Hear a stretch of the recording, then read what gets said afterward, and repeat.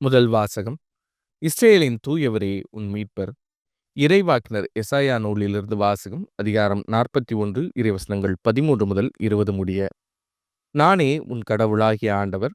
உன் வழக்கையை பற்றி பிடித்து அஞ்சாதே, உனக்கு துணையாயிருப்பேன் என்று உன்னிடம் சொல்பவரும் நானே.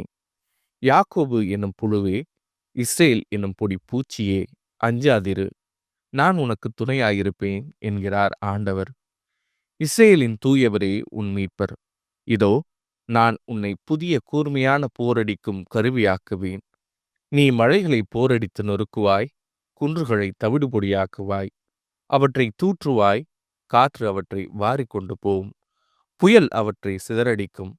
ஆண்டவரில் நீ அகமகிழ்வாய், இஸ்ரேலின் தூயவரில் மேன்மையடைவாய்.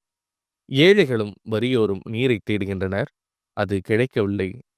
அவர்கள் தாகத்தால் நாவறண்டு போகின்றனர். ஆண்டவராகிய நான் அவர்களுக்கு பதிலளிப்பேன். இஸ்ரேலின் கடவுளாகிய நான் அவர்களை கைவிட மாட்டேன். பொட்டல் மேடுகளை பிளந்து ஆறுகள் தோன்றச் செய்வேன். பள்ளத்தாக்குகளில் நீரூற்றுகள் புறப்படச் செய்வேன். பாலை நிலத்தை நீர் தடாகங்களாகவும் வறண்ட நிலத்தை நீர் சுனைகளாகவும் மாற்றுவேன். பாலை நிலத்தில் கேதுர மரங்களை வளரச் செய்வேன்.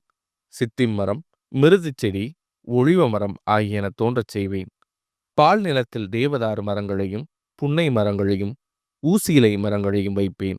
அப்போது ஆண்டவர் தம் ஆற்றலால் இதை செய்தார் என்றும் இஸ்ரேலின் தூயவர் அதை படைத்தார் என்றும் மக்கள் கண்டு உணர்ந்து கொள்வர். ஒருங்கே சிந்தித்து புரிந்து கொள்வர். இது ஆண்டவரின் அருள்வாக்கு. இறைவா, உமக்கு நன்றி. பதிலுரை பாடல். ஆண்டவர் இரக்கமும் கனிவும் உடையவர். என் கடவுளே, என் அரசே, உம்மை புகழ்ந்து ஏத்துவேன். உம் பெயரை என்றும் எப்பொழுதும் போற்றுவேன். ஆண்டவர் எல்லாருக்கும் நன்மை செய்பவர். தாம் உண்டாக்கிய அனைத்தின் மீதும் இரக்கம் காட்டுபவர். ஆண்டவர் இரக்கமும் கனிவும் உடையவர். ஆண்டவரே, நீர் உருவாக்கிய யாவும் உமக்கு நன்றி செலுத்தும். உம்முடைய அன்பர்கள் உம்மை போற்றுவார்கள். அவர்கள் உமது அரசின் மாட்சியை அறிவிப்பார்கள். உமது வல்லமையை பற்றி பேசுவார்கள். ஆண்டவர் இரக்கமும் கனிவும் உடையவர்.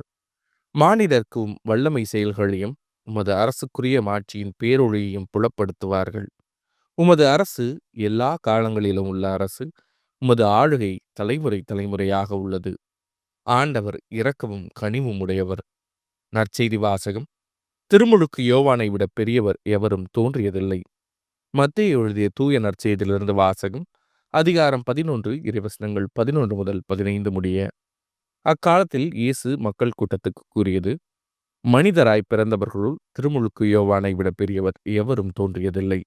ஆயினும் விண்ணரசில் மிகச் சிறியவரும் அவரினும் பெரியவரே என நான் உறுதியாக உங்களுக்கு சொல்கிறேன். திருமுழுக்கு யோவானின் காலம் முதல் இந்நாள் வரையிலும் விண்ணரசு வன்மையாக தாக்கப்படுகின்றது. தாக்குகிறவர்கள் அதை கைப்பற்றிக் கொள்கின்றனர். திருச்சட்டமும் எல்லா இறைவாக்கு நூல்களும் யோவான் வரும் வரை இறைவாக்குரைத்தன. உங்களுக்கு விருப்பம் இருந்தால் வரவேண்டிய எலியா இவரே என ஏற்றுக்கொள்வீர்கள். கேட்கச் செவியுள்ளோர் கேட்கட்டும். இது ஆண்டவரின் அருள்வாக்கு. கிறிஸ்துவே உமக்கு புகழ்.